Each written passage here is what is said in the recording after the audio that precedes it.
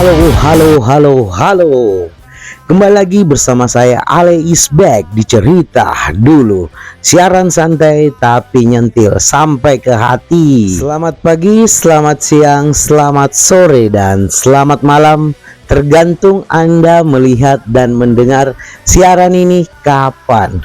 Hai. Pendengar setia Cerita Dulu, Ale is back dimanapun kalian berada. Kita ketemu lagi di program Suara Rakyat Kecil, suara besar di dalam hati. Hari ini topik kita agak sedikit berat bos, tapi santai. Saya bawain pelan-pelan biar nggak tersendak kenyataan. Temanya adalah kemerdekaan adalah kepalsuan. Saya tahu ini agak nyentil, tapi kalau saya kasih judul kemerdekaan adalah promo palsu, nanti disangka iklan Pertamina. Katanya kita sudah merdeka sejak tahun 1945. Iya, tapi saya curiga itu cuma status Facebook yang sebelumnya belum pernah diupdate. Kalau memang kita pernah merdeka, kenapa listrik bisa mati tiba-tiba tanpa minta izin? Kenapa coba? Ayo, ada yang bisa jawab?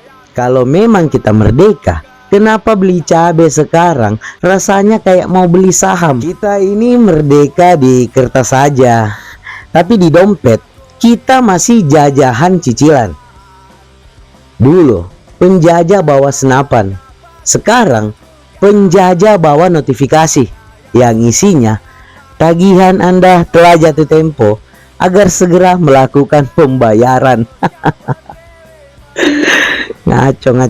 Dan ironisnya lagi, dulu penjajah datang naik kapal, sekarang penjajah naik motor ojek online dan bawa paket. Dulu kita dijajah Belanda, sekarang kita dijajah tetangga yang suka nyinyir.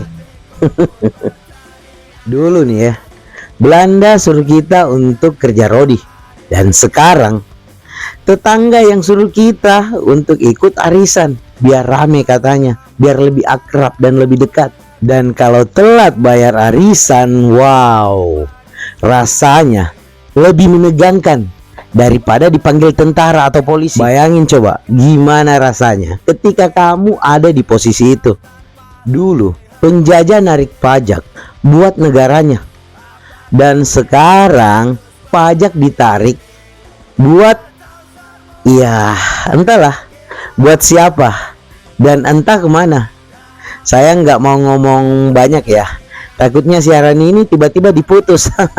Kan jadi takut. Sekarang katanya bebas untuk berpendapat, bebas banget malah, bebas sampai status Facebook kita bebas jadi barang bukti di pengadilan nanti. Kalau di Twitter bebas ngomong apa aja, tapi siap-siap besoknya bebas nganggur karena bos kita baca Twitter jam 2 pagi waktu kita ngatain kantor. Kita pikir sosmed itu tanda kemerdekaan, padahal itu cuma kolam debat tanpa akhir. Bebas sih, bebas berantem, bebas blokir, bebas ngegas. Kalau dulu bangsa ini perang lawan penjajah, tapi sekarang kita perang melawan netizen Zimbabwe. Tahu nggak? Setiap 17 Agustus nih, kita pawai, pasang bendera di mana-mana, cat gapura seindah mungkin, secantik-cantiknya, lomba makan kerupuk malah. Dan lucunya, kerupuk kan itu makanan sehari-hari rakyat ya. Itu bukan lomba bos, tapi itu adalah simulasi makan siang rakyat miskin. Paham nggak sampai sini? Kalau mau lomba biar kerasa merdeka beneran, coba bikin lomba bayar listrik tanpa ngeluh. Saya yakin yang daftar itu cuma PLN. Dan yang paling ironisnya lagi, habis upacara bendera, semua foto di Instagram dan captionnya, bangga jadi bangsa yang merdeka. Padahal tagihan listrik bulan lalu belum dibayar. Dan ada juga yang bunyi tit, itu tandanya pulsa tokennya itu udah hampir habis, tapi belum disisi. Karena apa? Karena nggak ada ini. Katanya bebas merdeka. Bebas sih, tapi kalau kena tilang, kita bebas milih. Mau bayar resmi atau bayar kopi tambah rokok Samsu. Kan gila kan? Lampu merah di negara ini cuma sarana. Zebra cross hanya hiasan. Kalau ada orang yang mau nyebrang, yang berhenti paling cuma tukang cilok. Itu pun karena tukang ciloknya barangnya jatuh, bukan karena lampu merahnya, bukan, karena ada barangnya yang jatuh, bos. Dan lucunya lagi, kita bisa lihat kemerdekaan di jalan raya tiap tanggal 17 Agustus. Semua orang pasang bendera di motor-motornya, tapi begitu macet, yang keluar justru kata-kata yang nggak diajarkan waktu upacara bendera, dan bahasa binatang semua keluar pada saat itu. Kalau kita benar-benar merdeka, kenapa tiap awal bulan cuma 3 hari rasanya kita kayak raya? Tanggal 1 gajian, tanggal 3 tinggal recehan, tanggal 10 minum kopi saset, tanggal 20 minum air galon isi ulang. Itu pun minta ke tetangga kos sebelah. Dulu ya, orang bangga punya emas batangan, tapi sekarang orang malah bangga kalau cicilan HP-nya lunas. Padahal dikit lagi HP itu rusak. Merdeka itu bukan cuma lepas dari penjajah, tapi juga lepas dari hutang tetangga. Sayangnya kalau nggak utang, kita nggak punya bahan obrolan sama mereka.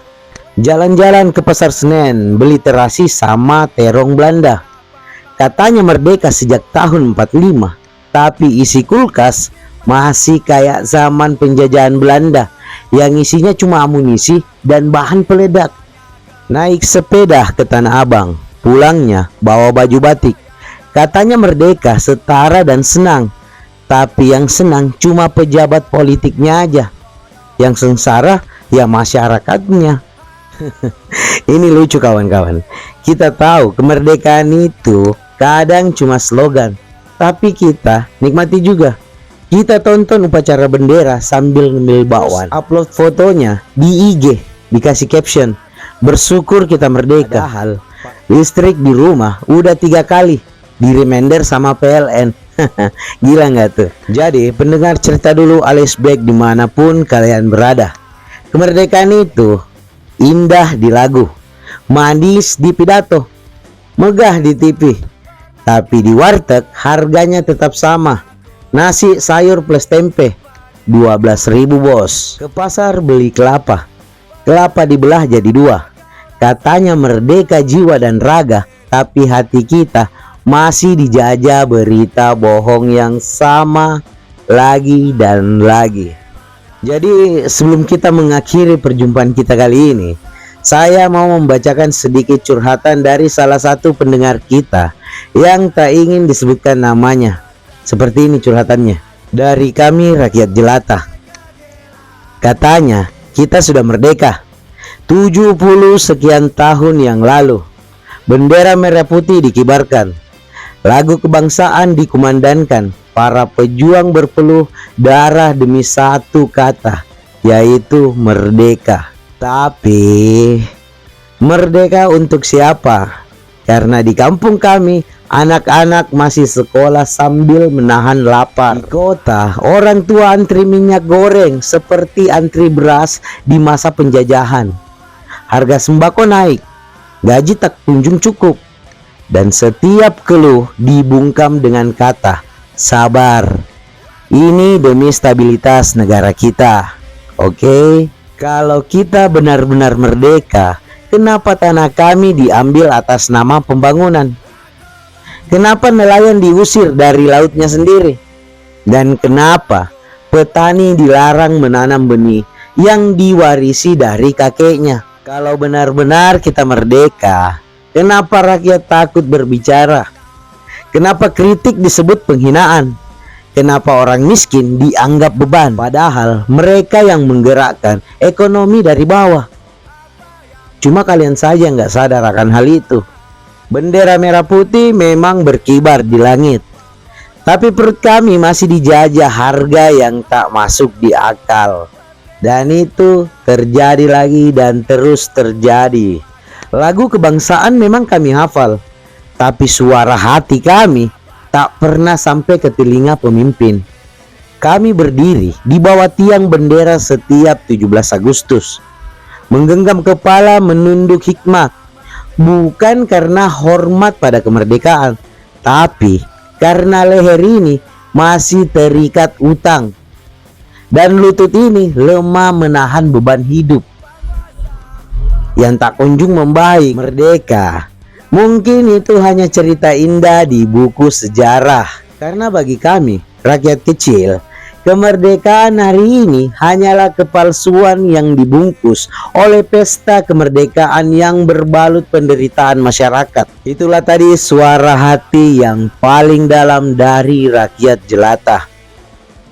Terima kasih atas kiriman curhatannya ya di channel kita. Mungkin sekian dulu dari saya.